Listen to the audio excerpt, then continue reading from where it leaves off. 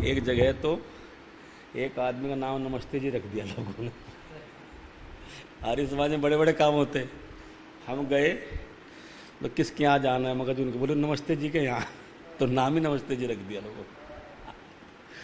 तो क्योंकि बाकी दुनिया में जितने भी मत पंथ हैं सब ने अपने अपने अभिवादन अलग अलग बना दिए ना। कोई कहता है धन धन सतगुरु तेरा ही आसरा, कोई कहता है राधा स्वामी, कोई कहता है वाहे गुरु, कोई कुछ कहता है। तो लोगों ने अभिवादन भी कोई नहीं हो जाएगा, भिन्न भिन्न बना दिए। तो कोई राम राम, कोई जय राम जी की, जो कोई राधे राधे, कोई जय श्री कृष्ण। मतलब जितने लोग हैं हिंदू वो सब अपने अपने अभिवादन भी अलग अलग करते। इसलिए जिनकी एकता, इसलिए एकता में बाधा है कि सब ने अपने अलग अलग बना लिया अभिवादन भी। अभिवादन तो नमस्ते ही है, हैं क्या है? नमस्ते जी। छोटा बड़े को करे तो भी ठीक अर्थ, और बड़ा छोटे को करे तो भी ठीक अर्थ। तो ऐसा नमस्ते अभिवादन एक वचन में करें तो भी ठीक अर्थ, और बहुवचन में करें तो भी ठीक अर्थ। एक को करें तो भी ठीक और अन्य को करें तो भी ठीक, कोई व्याकरण की अशुद्धि नहीं। इसलिए हम सबका अभिवादन क्या है? नमस्ते जी। हाथ जोड़ करके ऐसे हृदय से नमस्ते जी, ऐसे नमस्ते करने का तरीका ये नमस्ते जी, ऐसे नमस्ते जी। अच्छा, ये तरीके हैं। तो ये वेद में लिखा नमस्ते कनिष्ठ, कनिष्ठाय च ज्येष्ठाय च। तो वेद में नमस्ते अभिवादन आया। कहते हैं चाहे छोटा बड़े को करे, बड़ा छोटे को करे। तो परमात्मा के लिए भी नमस्ते शब्द का प्रयोग किया, नमः शब्द का प्रयोग किया। और आरएसएस के संस्थापक जो थे डॉक्टर केशवराम बलिराम हेडगेवार, उनके पिता बलिराम वो आर्य समाजी थे। तो केशव राम भी आर्य समाजी थे। तो केशव राम के बाद तो जब उन्होंने प्रार्थना लिखी, उसने लिखा नमस्ते सदा वत्सले मातृभूमि। उन्हें नमस्ते शब्द का ही प्रयोग किया। संगी प्रार्थना नमस्ते सदा वत्सले मातृभूमि तव्या हिंदू भूमि सुखम वर्धित्वम, ये प्रार्थना है संघ की। इसमें नमस्ते शब्द का प्रयोग किया। पतत्वेश कायो नमस्ते नमस्ते, बाद में नमस्ते नमस्ते का। तो वो जो वैदिक प्रार्थनाएं हैं, वैदिक अभिवादन है, उसमें नमस्ते ही मुख्य है। तो मैंने कल आपके मध्य में निवेदन किया था कि सोच, संतोष, तप, स्वाध्याय, ईश्वर प्राणिधान, अद्भिर गात्राणि शुद्ध्यन्ति, मनः सत्येन शुद्ध्यति, विद्या तपोभ्याम भूतात्मा बुद्धि ज्ञानेन शुद्ध्यति। तो आत्मा की शुद्धि विद्या और तप से होती है। तप क्या है? द्वंद्व सहनम तप है। आप भिन्न भिन्न प्रकार के कष्टों को सहन करते हुए भी ईश्वर प्राप्ति के मार्ग को नहीं छोड़ते, इसी का नाम क्या है? बोलो, तप है। संसार में बिना तप के कुछ भी प्राप्त नहीं होता। धरती तपती है तब वो अन्न पैदा करने की सामर्थ्य पैदा करती, और तप ना करे तो। इसलिए जब योगी साधक गर्मी, सर्दी, भूख, प्यास सबको सहन करते हुए योग के मार्ग पर निरंतर चलता रहता है, मानो तप करता है। तो कहा क्या करें? तप। द्वंद्व सहनम, सहनशीलता बढ़ जाती है तप करने से। तप करने से व्यक्ति क्या बन जाता है? तपस्वी बन जाता है, सहनशील बन जाता है। जरा सी गर्मी, हाय हाय मर गए, गर्मी बहुत हो गई। जरा सी बारिश हो गई, हाय कितनी बारिश हो गई। लोगों को कहीं चैन ही नहीं है साहब। कितनी बारिश हुई कल? थोड़ी सी बारिश हुई, उसी का बहाना बन गया आज तो बारिश हो गई जी। हमें क्या चाहिए बोलो? बहाने चाहिए। कुछ कहीं जाना हो, हाँ आवश्यक कार्य बहाना नहीं, कहीं जाना हो जैसे सत्संग में आना है तो वहाँ बहाना अच्छा चल जाता है। बोले जी आ तो रहते हैं गुरुजी, पर क्या करें रास्ते में बारिश आ गई। और अपने धंधों में वो प्रभाव नहीं डालते, पर आत्मा की उन्नति जहाँ होती है वहाँ उसका प्रभाव ज़्यादा पड़ता दिखता है। इसलिए सत्संग, स्वाध्याय, साधना, ईश्वर प्राप्ति के मार्ग में आने वाली जितनी भी रुकावटें हैं उन सबको पार करते हुए लक्ष्य की ओर बढ़ते जाने का नाम क्या है? बोलो, तप है। मोटी सी बात है। स्वाध्याय ईश्वर, इसलिए कहा आत्मा की शुद्धि तप और विद्या से ही तो होती है। और ईश्वर प्राणिधान, ईश्वर पर पूर्ण विश्वास, ईश्वर है ऐसा विश्वास। अच्छा, ये विश्वास होना बड़ी बात है। दुनिया में 3 प्रकार के लोग हैं, सारी दुनिया में। एक वह है जो मानते हैं ईश्वर है, मानते हैं, वो उनकी मान्यताएं हैं सबकी, ईश्वर है। एक वह जो मानते ईश्वर है ही नहीं। एक वह जो ईश्वर को जानते हैं ईश्वर है तो कैसा है, वेद आदि सत्य शास्त्रों से उन्होंने जान लिया। लेकिन जानने वालों को भी पूर्ण विश्वास नहीं है अभी। जानने वाले भी अभी बोलो पूर्ण, उसके प्रति पूर्ण विश्वास ही नहीं हुए। जैसे हमने जान लिया ईश्वर सर्वव्यापक है। क्या जान लिया बोलो? ईश्वर, जोर से बोले, ईश्वर सर्वव्यापक है। हमने जान लिया ईश्वर न्यायकारी है। ईश्वर क्या है? न्यायकारी। हमने जान लिया ईश्वर सर्वद्रष्टा है। जान लिया ना? हमने जान लिया ईश्वर सबके पाप और पुण्य के कर्मों के फलों को देने वाला है। हमने जान लिया परमात्मा हमें हर समय देख रहा है। जान लिया ना? इतने जानने के बाद भी व्यक्ति पाप फिर कैसे कर लेता है, ये बताओ। झूठ कैसे बोल लेता है, कपट कैसे कर लेता है? इसका मतलब क्या है? उसने ईश्वर के प्रति पूर्ण समर्पण नहीं किया है। उसने जाना ही नहीं है अभी। वो कह रहा है मैंने जान लिया। जानना तो तब था जब वो ये जान करके वो सब चीजें उसकी छूट जाती, तब जानना था। ईश्वर को साक्षी मान लेता, और ईश्वर को साक्षी मानता ही नहीं है। वो तो कहता है मैं भगवान को देख थोड़े रहे हैं। और कुछ ने मान लिया कि ईश्वर है, लेकिन वो सब जगह नहीं रहता। वो तो एक देशीय है। मंदिर में बंद है, मंदिर में ताला लगा दिया, सुबह खोलेंगे जाके भगवान को। भगवान को रात को प्यास लगे, कुछ करे, कैसे जाए बाहर बेचारा?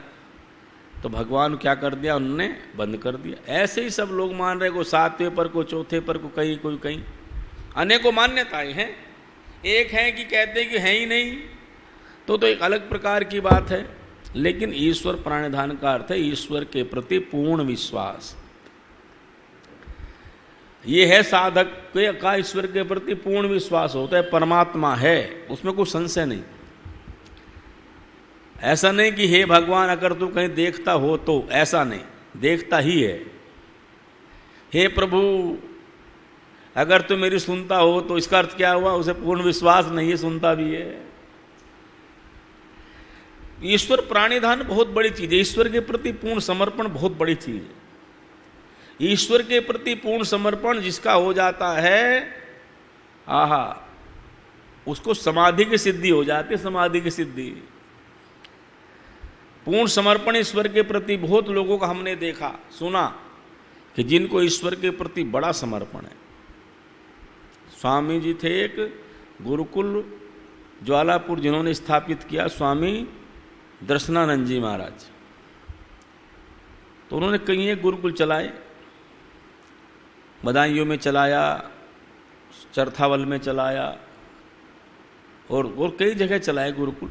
बहुत से गुरुकुल खोले उन्होंने। स्वामी, उनका नाम स्वामी दर्शनानंद। उन्होंने पुस्तकें बहुत लिखी, उपनिषदों का भाष्य भी किया। बड़े भारी तकड़े साधु थे। वो कहते थे मैंने रिश्तेदार 36 व्याख्यान सुने, 36, और 36 साल आर्य समाज की सेवा की, ऐसा कहते थे। बड़े फक्कड़ आदमी थे और बहुत साधक कोटि के व्यक्ति थे, ईश्वर प्राणिधान, और बड़े बड़े समर्पित आदमी थे। गुरुकुल कांगड़ी के बराबर में गुरुकुल महाविद्यालय उन्होंने चलाया।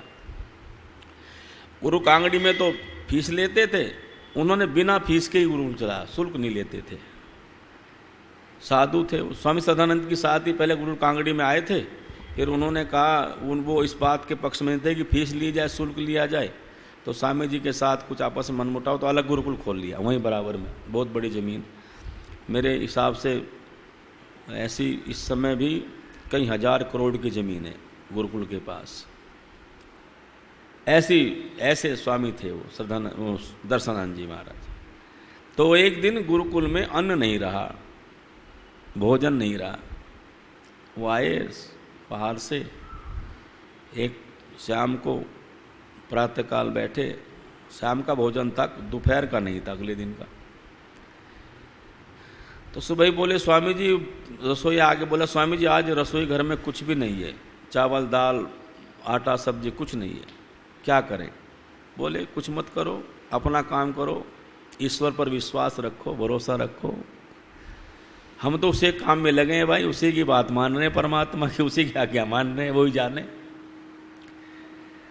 कुछ प्रबंध करेंगे परमात्मा, कोई बात तो अपना पुरुषार्थ करो, तुम्हारा जो करने का तुम करते जाओ। तो कहते हैं कि वो दोपहर हो गई, बच्चों के भोजन का समय हो गया, बेचारा वो रसोईया भागा भागा आया, स्वामी जी बच्चे भूखे हैं, भोजन का समय हो गया, क्या करें? बोले क्या करते हो तुम इस समय? बोले घंटी बजाते हैं भोजन के लिए, घंटी बजा दो।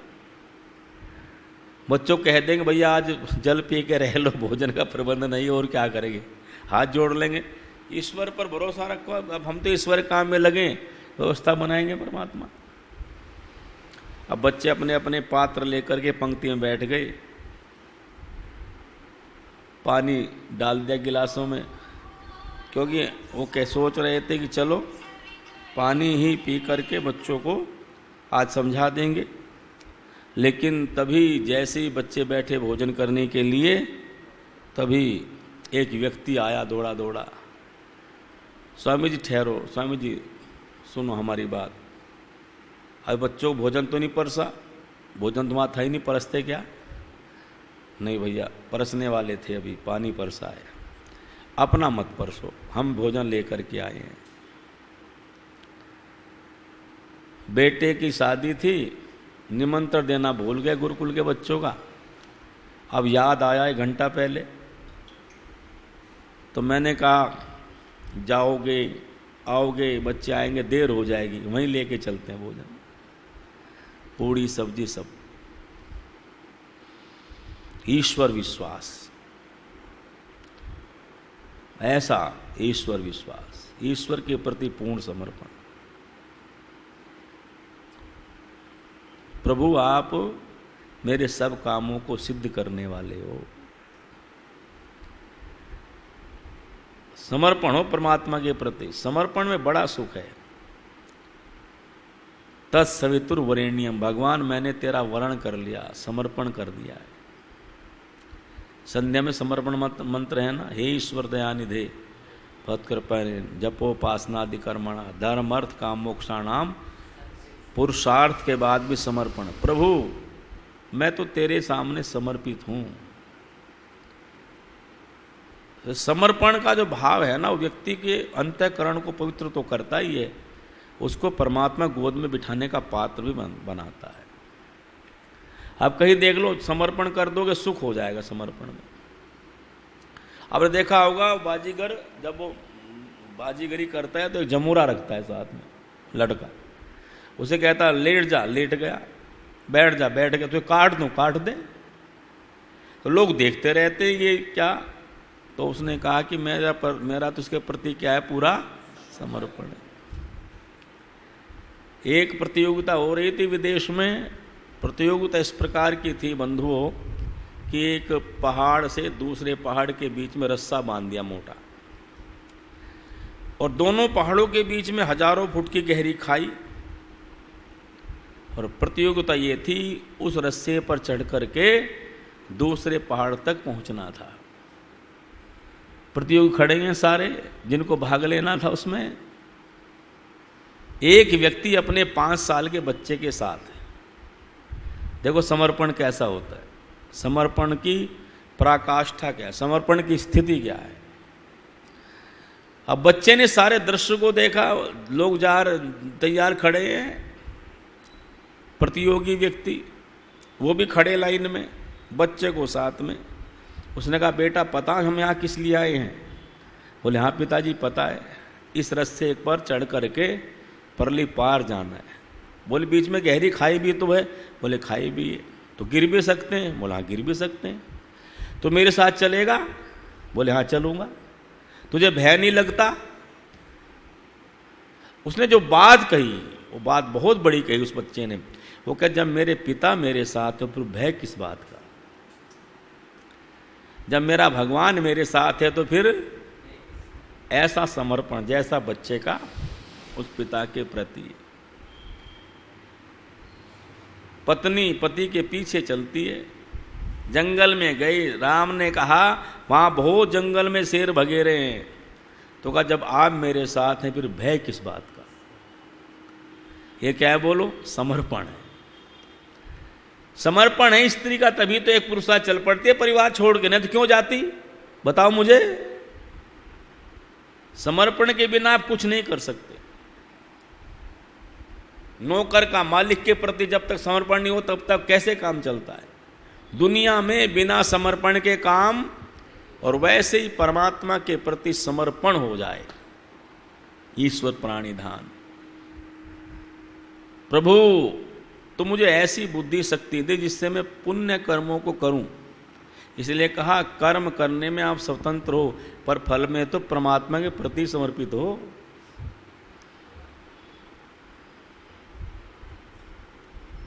समर्पण, आपका कोई काम बढ़िया सिद्ध होता है उसका भी आप श्रेय लेने की बजाय भगवान के प्रति धन्यवाद दो, परमात्मा तेरी कृपा से हो गया है, तो समर्पण बढ़ेगा आपका। और समर्पण जितना बढ़ेगा उतनी आपकी भक्ति प्रबल होगी। इसलिए कहा सोच, संतोष, तप, स्वाध्याय, ईश्वर प्राणिधान, ये 5 क्या हुए यम, और 5 क्या हुए नियम। नियम कौन कौन से हुए, अहिंसा, सत्य, अस्तेय, अपरिग्रह, ब्रह्मचर्य, यमा। सोच, संतोष, तप, स्वाध्याय, ईश्वर प्राणिधान, नियम। हो गए याद 10 के 10? बोलो याद हुए कि नहीं हुए हैं? कुछ कह रहे हुए, कुछ कह रहे नहीं हुए, कुछ कह रहे गोल मटोले मामला। ये गोल वाला मामला ठीक रहता है, इसे पता नहीं चलता हुए कि नहीं हुए। जैसे हमारे मंत्री जी कह रहे बोले ठीक है हो गया, कुछ तो हो गया, कुछ नहीं हुआ। ये नियम है, यम और नियम, ये क्रियात्मक योग है, क्रिया योग है ये। अर्थात यम नियम का पालन करना क्या है, क्रिया योग है। क्रिया योग में यही है यम और नियम। और जब यम और नियम का मनुष्य पालन करता है उसके बाद में अगला जो तीसरा अंग है वह आसन है। क्या है बोलो, आसन। आसन की परिभाषा दी है स्थिर सुखम आसनम। स्थिर सुख, जिसमें आप स्थिर सुख में बैठ करके 1 घंटा आधा घंटा ध्यान कर सकें, उसका नाम क्या है बोलो, आसन है। आसन की सिद्धि होने पर प्राणायाम की सिद्धि होती है। तो आसन बहुत से, जो आजकल योग को आसन, योगासन को योगा कहने लगे लोग। अंग्रेजी में योग का क्या बन गया, योगा। तो खाली लोगों ने योग आसन को योगा कह दिया। वो केवल आसन है, योग नहीं है। बोला हम कहाँ जा रहे हैं, बोले योग करने जा रहे हैं, योगा में जा रहे हैं। तो वहाँ क्या करते हैं बोलो, वो आसन ही तो करते हैं। तो आसन योग नहीं है, आसन तो योग का एक अंग है। वो भी यम नियम के बाद तीसरा जो अंग है वो आसन है। तो आसन क्या है, स्थिर सुख में बैठ जाना, आनंद से बैठ जाना, आनंद से बैठ करके उपासना करना, वो क्या है, आसन है। आसन की सिद्धि होने पर आप प्राणायाम करने में सक्षम हो जाओगे। तो आसन, जो जितने भी आसन हैं, शरीर को ठीक करने के जितने साधन हैं, सब आसन ही हैं।